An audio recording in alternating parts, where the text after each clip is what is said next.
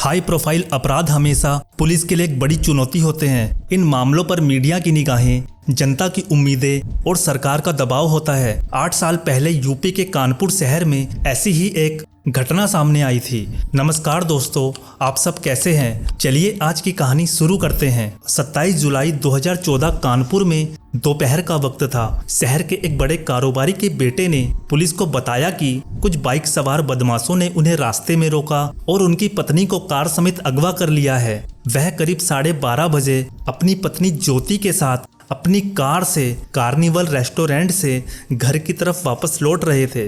यह व्यक्ति कोई मामूली इंसान नहीं था।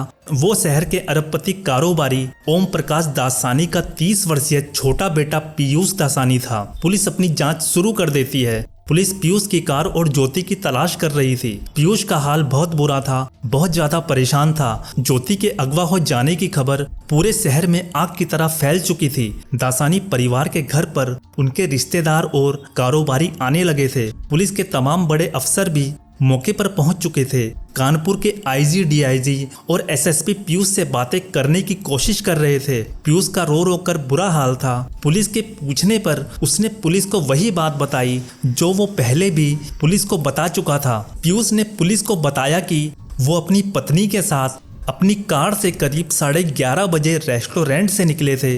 रास्ते में उनकी पत्नी ज्योति ने लॉन्ग ड्राइव पर जाने की बात कही थी तो पीयूष ने उसे मना कर दिया था। ज्योति के जिद करने पर पीयूष उसे कंपनी चौराहे से रावतपुर रोड की तरफ ले गया था। तभी 3 बाइक सवार अनजान बदमाशों ने उनकी कार रास्ते में जबरन रुकवा ली थी। बदमाशों ने उनकी कार को चारों तरफ से घेर लिया था और फिर पीयूष को कार से जबरन खींचकर उसकी पिटाई की थी। इसके बाद उनमें से तीनों बदमाश उसकी पत्नी ज्योति को उसी की कार में जबरन बैठाकर वहां से फरार हो गए। जब बदमाश ज्योति को अगवा करके ले जा रहे थे तो उसने ज्योति के मोबाइल पर 2 से 3 बार कॉल की थी।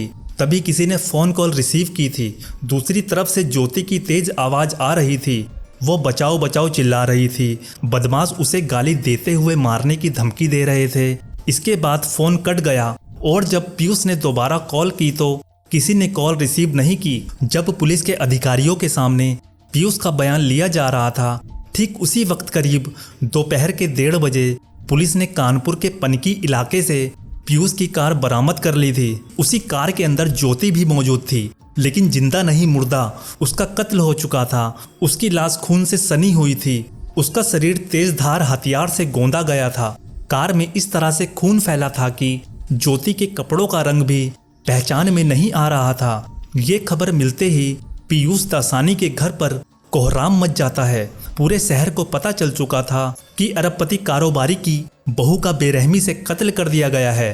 पुलिस के तमाम बड़े अफसर क्राइम सीन पर पहुंच चुके थे। पीयूष के पिता ओम प्रकाश देश के जाने माने बिस्कुट निर्माता हैं। मुकेश और पीयूष इनके 2 बेटे हैं। पीयूष परिवार में सबसे छोटा है। पत्नी ज्योति गृहिणी थी। नवंबर 2012 में पीयूष की शादी जबलपुर के नेपियर टाउन निवासी प्लास्टिक कारोबारी शंकर लाल नागदेव की 24 वर्षीय बेटी ज्योति के साथ हुई थी। पीयूष भी अपने पिता के साथ ही अपने बिजनेस को संभालता था। पुलिस ने फोरेंसिक टीम को भी मौके पर बुला लिया था। कार और आसपास के इलाकों में आरोपियों के सुराग तलाश किए जा रहे थे। पुलिस के पास पीयूष के बयान मौजूद थे और उसकी कार और पत्नी की लाश भी मिल चुकी थी, लेकिन कातिल और कत्ल की वजह पुलिस के लिए पहेली थे।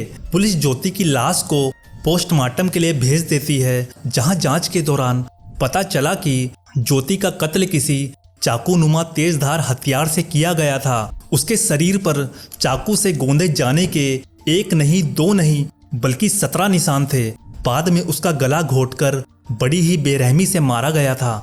यानी कातिल किसी भी हाल में ज्योति को जिंदा नहीं छोड़ना चाहते थे, लिहाजा उस पर एक के बाद एक 17 बार वार किए गए थे, या यूं कहें कि उसके जिस्म को छलनी कर दिया गया था। हर तरफ से खून रिसकर जमता जा रहा था। पुलिस के हाथ इस मामले में कुछ नहीं लग रहा था। हालांकि पुलिस की जांच जारी थी। जहां ज्योति का पोस्टमार्टम हो रहा था, पीयूष और उसका परिवार भी उसी हॉस्पिटल में ही थे। इसी दौरान जांच अधिकारियों ने देखा कि वारदात के वक्त और पोस्टमार्टम के समय पीयूष ने अलग अलग टी शर्ट पहन रखी थी। पुलिस इस हाई प्रोफाइल केस में छोटी से छोटी बात पर भी ध्यान दे रही थी। एक टीम रेस्टोरेंट की सीसीटीवी कैमरे फुटेज को भी देखते हैं। फुटेज देखने पर पुलिस को एक अजीब सी बात देखने को मिलती है। पुलिस ने देखा कि पीयूष और ज्योति वहां खाना तो साथ बैठकर खा रहे थे, लेकिन दोनों के बीच बिल्कुल भी बात नहीं हो रही थी। इस दौरान पीयूष लगातार किसी से फोन पर बातें कर रहा था। पुलिस को यह साफ हो गया था कि दोनों के बीच सब कुछ नॉर्मल नहीं था। चीजें वैसी नहीं थी जैसे पीयूष ने बताई थी। उन सब चीजों को देखकर पुलिस के शक की सुई पीयूष की तरफ घूमने लगी थी। पुलिस के पास पीयूष पर शक करने की कई वजह थी। पहली, पीयूष ने डिनर के वक्त कोई और टी शर्ट पहन रखी थी, जबकि ज्योति के पोस्टमार्टम के वक्त वो दूसरी टी शर्ट पहनकर आया था। दूसरी वजह यह है कि ज्योति को अगवा करते वक्त बदमाशों ने उसके साथ मारपीट की थी, लेकिन पीयूष के शरीर पर चोट के कोई निशान नहीं पाए गए थे। तीसरा, अपहरण की सूचना देने में पीयूष ने 1 घंटा क्यों लगाया, जबकि उसके पास मोबाइल फोन भी था और मौके वारदात के करीब ही महज 500 मीटर दूर एक पुलिस चौकी मौजूद थी। ये चीजें थी जो पीयूष को शक के घेरे में ला रही थी। ज्योति के कत्ल की सूचना पर ज्योति के पिता शंकर लाल नागदेव अपनी पत्नी कंचन और बेटे के साथ कानपुर अपनी बेटी की ससुराल में पहुंच चुके थे। वहां बेटी की लाश देखकर उनका कलेजा फट गया। वे दहाड़े मारकर रो रहे थे। कुछ पत्रकारों ने उनसे बात करने की कोशिश भी की थी, लेकिन उन्होंने इस मामले में कुछ भी बोलने से मना कर दिया था। ज्योति की मां कंचन वहीं बेहोश होकर गिर पड़ी थी। ज्योति के मर्डर को 3 दिन हो चुके थे। पुलिस ज्योति और पीयूष के मोबाइल की CDR भी निकाल चुकी थी। पीयूष की कॉल डिटेल में पुलिस को एक नंबर मिलता है जिस पर वो घंटों बातें किया करता था। पुलिस ने उस नंबर की छानबीन की तो पता चला कि वो नंबर किसी मनीषा मखीजा नाम की लड़की का था। पुलिस को यह भी पता चला कि पीयूष और उस लड़की ने कॉल्स के अलावा एक दूसरे को 150 मैसेज भी किए थे। पीयूष की पिछले कई दिनों में सैकड़ों बार उससे बात हुई थी। व्हाट्सएप और मैसेजिंग के जरिए भी दोनों के बीच बातचीत होती थी। पुलिस ने फौरन मनीषा मखीजा की कुंडली खंगाल डाली थी। पता चला कि मनीषा एक पान मसाला कंपनी के मालिक हरीश मखीजा की बेटी है, जो पीयूष की बिस्किट कंपनी के बड़े डीलर भी थे। पुलिस को अब पूरा मामला समझ आने लगा था। तस्वीर साफ होती जा रही थी। 31 जुलाई को ज्योति के कत्ल की वारदात को 4 दिन हो चुके थे। पुलिस के पास सबूत भी थे, तो लिहाजा पुलिस देर किए बिना पीयूष को गिरफ्तार कर लेती है। पीयूष से पूछताछ शुरू होती है। पीयूष पुलिस के सामने तमाम तरह के झूठ बोलता है। फिर पुलिस ने मनीषा मखीजा को भी पूछताछ के लिए बुलाया। पुलिस द्वारा सख्ती से पूछताछ किए जाने से वो टूट जाता है और वो अपना गुनाह कबूल कर लेता है। उसने बताया कि उसने खुद ही अपनी पत्नी की हत्या की साजिश रची थी, जिसमें उसका ड्राइवर अवधेश और नौकर रेणु भी शामिल थे। उसने उन दोनों को इस मर्डर के लिए सुपारी दी थी। पीयूष मनीषा से शादी करना चाहता था, इसी वजह से वो ज्योति को रास्ते से हटाना चाहता था। वारदात के दिन पीयूष ने ज्योति को लॉन्ग ड्राइव पर जाने के लिए कहा था। जब ज्योति तैयार हो गई तो उसने ड्राइवर अवधेश को बुलाया। उसके साथ रेणु कन्नौजिया भी कार में ही थी। अवधेश कार चला रहा था, रेणु उसके बगल में बैठी थी, जबकि पीयूष और ज्योति पिछली सीट पर बैठे थे। इसी दौरान CS आजाद विद्यालय और रावतपुर के बीच अवधेश ने कार रोकी और अचानक ज्योति पर तेजधार हथियार से एक के बाद एक 17 बार वार कर डाले। फिर पीयूष, अवधेश और रेणु कार को वहीं छोड़कर निकल गए। पीयूष ने पुलिस के पास जाने से पहले सारे सबूत मिटा दिए थे। इस केस से जुड़ी पुलिस की जांच रिपोर्ट में बताया गया था कि ज्योति को पीयूष के अफेयर के बारे में शक होने लगा था। उसने इस बारे में अपने सास ससुर से भी शिकायत की थी।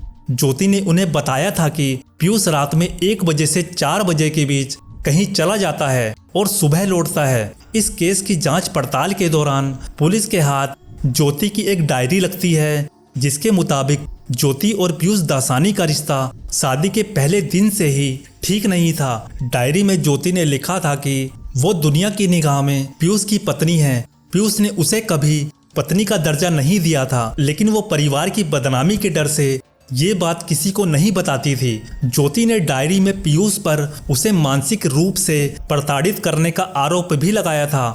22 नवंबर 2020 को इस मामले का खुलासा होने के बाद पुलिस ने सभी आरोपियों को गिरफ्तार कर जेल भेज दिया था। इस मामले में करीब 6 साल तक पीयूष की जमानत याचिका कई अदालतों से खारिज होती रही। इसकी एक बड़ी वजह यह भी थी कि यह मामला काफी लंबे समय तक मीडिया की सुर्खियों में बना रहा था, लेकिन लंबे इंतजार के बाद हाई प्रोफाइल ज्योति हत्याकांड के मुख्य आरोपी पीयूष दासानी को इलाहाबाद हाई कोर्ट से जमानत मिल गई थी, जबकि पीयूष की गर्लफ्रेंड मनीषा मखीजा को पहले ही बेल मिल चुकी थी। पुलिस ने 4 दिनों में इस मर्डर केस का खुलासा कर दिया था। आज का वीडियो यहीं खत्म होता है। इस वीडियो को लाइक और शेयर करें। यदि आपने अभी तक हमारे इस चैनल को सब्सक्राइब नहीं किया है तो अभी कर लें।